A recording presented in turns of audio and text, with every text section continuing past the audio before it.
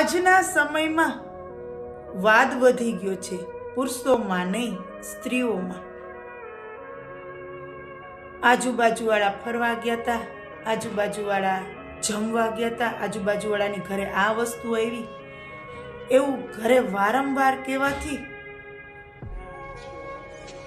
પુરુષોને કંટાળો ઓવરાવી દે, ઘરની શાંતિનો ભંગ કરી નાખે, ઘરમાં કલેશ ઊભો થાય અને થાકેલો પુરુષ શું કરે?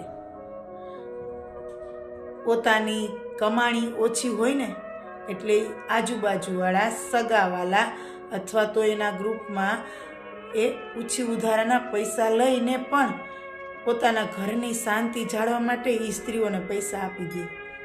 આને લીધે સ્ત્રીનું સ્ટેટસ તો જળવાઈ જાય છે એને ગ્રુપમાં, પણ પુરુષ સમાજમાં ક્યારેય આગળ નથી આવતો. અને બીજું કે એ કંટાળી જાય છે, એને શાંતિ નથી મળતી, એને માનસિક ટેન્શન રહે છે.